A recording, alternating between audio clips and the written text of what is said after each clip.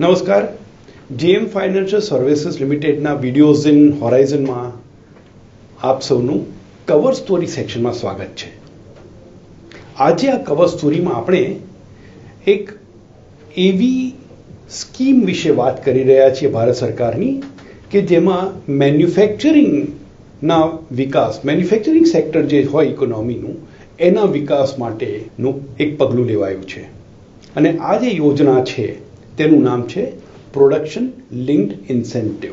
તો જે નામ બતાવે છે તે પ્રમાણે સૌથી પહેલાં એ પ્રોડક્શનની સાથે લિંક છે અને બીજું એ ઇન્સેન્ટિવ સ્કીમ છે. યોજનાનો ઉદ્દેશ્ય મેન્યુફેક્ચરિંગને એક ધક્કો મારીને આગળ વધારીએ, જેના કારણે ભારત દેશની અર્થવ્યવસ્થા એ $5 ટ્રિલિયન જે માર્ક આપણે નક્કી કર્યો છે તેને જલ્દીથી વટાવી શકે. તો ઇકોનોમીની વૃદ્ધિની વાત છે.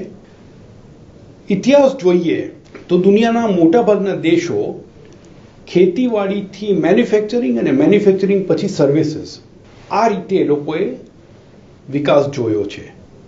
ભારત દેશની વાત કરીએ તો આઝાદી વખતે આપણે એક ખેતી પ્રધાન દેશ હતા અને લગભગ 1990ના દાયકાથી જો આપણે જોવા જઈએ તો તે પછી સર્વિસીસનું વેટેજ વધવા લાગ્યું. પણ વચ્ચે ક્યાંક જે મેન્યુફેક્ચરિંગ સેક્ટરનો વિકાસ હોવો જોઈએ ને, તે એવો મોટો દેખાયો નહીં. આ પગલું લેવાથી જો મેન્યુફેક્ચરિંગમાં પણ ગ્રોથ આવે તો ઓવરઓલ અર્થવ્યવસ્થાનો વિકાસ દર ઊંચા સ્તરે જળવાઈ રહે.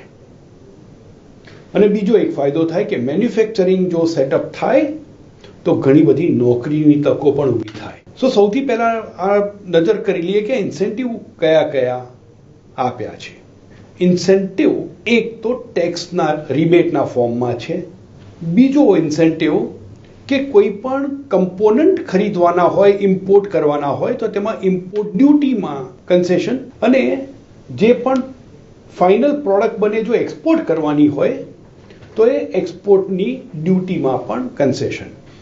ત્રીજું ઇન્સેન્ટિવ, જો પ્લાન્ટ મશીનરી માટે સેટઅપ કરવા માટે જમીન ખરીદવી પડે તો તે જમીન ખરીદવા માટેની બે શરતો એ જે તે બિઝનેસને ફાયદાની હોય તે પ્રમાણે બને. ટેક્સ, ઇમ્પોર્ટ એક્સપોર્ટ ડ્યુટી અને જમીન ખરીદવા માટેની લાભકારક શરતો. પણ આ ઇન્સેન્ટિવ જે છે તે જે તે ધંધા ઉદ્યોગનો નફો વધારવા માટે નથી, આ દેશની અર્થવ્યવસ્થાને ફાયદા કરવા માટે છે. અને એટલા માટે જ એનું નામ પ્રોડક્શન લિંક્ડ ઇન્સેન્ટિવ છે. અને આ જે ફાયદા છે, ઇન્સેન્ટિવ્સ જે આપ્યા છે સરકારે, તે ફાઇનલ ખરીદનારને અથવા ગ્રાહકને પાસ કરવા જરૂરી છે. એના કારણે જે તે વસ્તુ એ અફોર્ડેબલ બની જાય. એટલે એક તો યોગ્ય સસ્તા ભાવે તમને ઉત્પાદનો મળે અને આ તરફ બિઝનેસને અમુક ફાયદા આપેલા છે. આ બે વસ્તુ ભેગી થઈ અને આ સ્કીમને સફળ બનાવવામાં મદદ કરવી જોઈએ. સફળતાની વાત કરીએ એટલે પછી એકચ્યુઅલી સફળતા થઈ છે કે નહીં તે જોવું અગત્યનું છે. તો ભારતમાં મેન્યુફેક્ચરિંગ કરવાનો ઉદ્દેશ્ય છે. ભારતીય કંપનીઓ દ્વારા જ થવું જોઈએ જરૂરી નથી. ભારતીય કંપનીઓ પણ અને વિદેશી કંપનીઓ પણ પોતાની ઉત્પાદન ક્ષમતા ભારતમાં વધારી શકે અથવા નવી શરૂ કરી શકે. મોટા ઉદાહરણોની વાત કરીએ, મોટા નામોની વાત કરીએ તો એપલ અને ફોક્સકોન મેન્યુફેક્ચરિંગ ભારતમાં શરૂઆત કરી. દુનિયાની મોટી કંપનીઓના નામ. એ જ રીતે બીજી એક મોટી કંપની આવી, એ પૂર્વ દિશામાંથી આવી ભારતની, સાઉથ કોરિયાની સેમસંગ ઇલેક્ટ્રોનિક્સ. એણે જો કે ભારતમાં પહેલાં તો હતી તો ખરી જ, પણ એને પોતાની ફેસિલિટી વધારી. આ જ રીતે જો ઇલેક્ટ્રોનિક, મોબાઈલ, સેમિકન્ડક્ટર્સ વગેરેની વાત કરીએ તો તેમાં આપણે અમુક મોટા ગ્લોબલ નામો જોયા. પણ તે ઉપરાંત માઇક્રોટેક પ્રોસેસર જેવી કંપનીએ પણ પોતાની ફેસિલિટી સેટઅપ કરી. આ તરફ મેડિકલ ડિવાઇસીસમાં વિપ્રો જીઈ હેલ્થ કેર. પણ આ કેવળ ટેકનોલોજી રિલેટેડ બિઝનેસીસની વાત નથી. ફાર્મા ઇન્ડસ્ટ્રીની વાત કરીએ તો ડોક્ટર રેડ્ડીઝ લેબોરેટરીઝ અને બાયોકોન. ટેક્સટાઇલની વાત કરીએ તો વેલ્સપન ઇન્ડિયા અને Arvind limited. Automobile sector Tata Motors, Mahindra and Mahindra.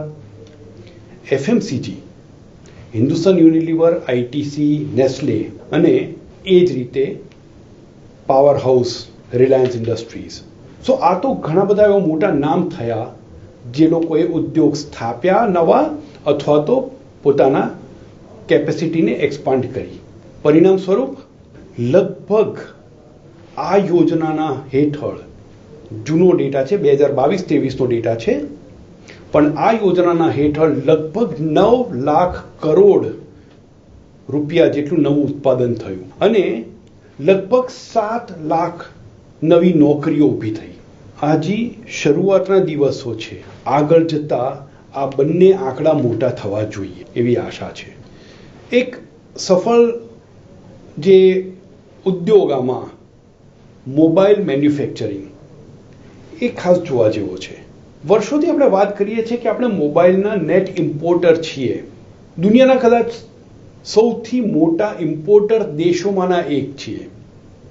પણ મોબાઈલનું મેન્યુફેક્ચરિંગ જો ભારતમાં થાય તો, એટલે હવે આંકડા પર નજર કરીએ, 2016-17માં ભારતમાં લગભગ 90,000 કરોડ રૂપિયાના જેટલું મોબાઈલ ફોન્સનું ઉત્પાદન થયું હતું અને તેમાંથી 1% જેટલું એક્સપોર્ટ થયું હતું.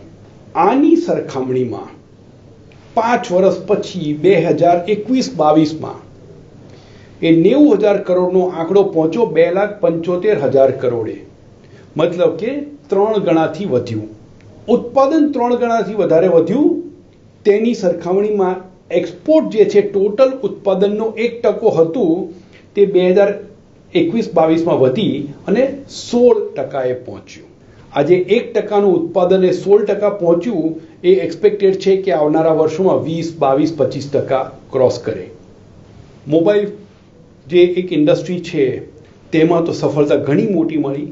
આ ઉપરાંત ફાર્મા અથવા તો મેડિકલ ડિવાઇસીસ અને ફૂડ પ્રોડક્ટ્સ આ બીજી અમુક જે ઇન્ડસ્ટ્રીઝ છે કે જેમાં ઘણી મોટી સફળતા આ યોજના હેઠળ મળી છે. તો સફળતા હોય ત્યાં કોઈક જગ્યાએ નિષ્ફળતા પણ હોઈ શકે. અમુક ઇન્ડસ્ટ્રીઝ એવી છે કે જેમાં 2022ના સપ્ટેમ્બર સુધીમાં ક્યાં તો બિલકુલ જ શૂન્ય અથવા તો નહીવત રિસ્પોન્સ મળ્યો હતો આ યોજનાને. દાખલા તરીકે સ્પેશિયાલિટી સ્ટીલ અથવા ડ્રોન્સ અને એના કમ્પોનન્ટ્સ, વ્હાઇટ ગુડ્સ. આ એક મોટી ટીકા છે આ યોજનાની કે અમુક જગ્યાએ તો ટેક ઓફ નથી. આ જ રીતે બીજી એક મોટી ટીકા એ છે કે શક્ય છે કે એવી કંપનીઓ ઉત્પાદન સેટઅપ કરે કે જે કંપનીને મોટું નામ ના હોય, ક્વોલિટી યોગ્ય ના હોય અથવા મીડિયોકર હોય એ બિઝનેસમાં, અથવા ટોટલી અનુભવવિહીન ઉદ્યોગપતિઓ અલગ ઉદ્યોગ સ્થાપી શકે. આ જો થાય તો એ આપણા દેશના મેન્યુફેક્ચરિંગ માટે એક મોટું જોખમ થઈ શકે છે. પણ જો આ જોખમ અમુક હદ સુધી કાબૂમાં રહે અને યોગ્ય ઉદ્યોગો યોગ્ય ઉત્પાદન કરી અને ટોટલ ઉત્પાદન અને ટોટલ એક્સપોર્ટ આ બે વસ્તુ જો વધારી શકે તો આ યોજના સફળ થઈ ગણાશે. અને આ જો યોજના સફળ થાય તો ભારત એક મેન્યુફેક્ચરિંગ હબ બની શકે છે દુનિયામાં, એક્સપોર્ટ વધારી શકે છે અને અર્થવ્યવસ્થા આપણી ઘણો ઊંચો વિકાસ દર પ્રાપ્ત કરી શકે છે. તો બસ આ યોજનાની સફળતાની આપણે આશા રાખીએ. Thank you very much. Mutual ફંડમાંના રોકાણો બજારના જોખમોને આધીન છે. સ્કીમથી સંબંધિત બધા દસ્તાવેજો કાળજીપૂર્વક વાંચો.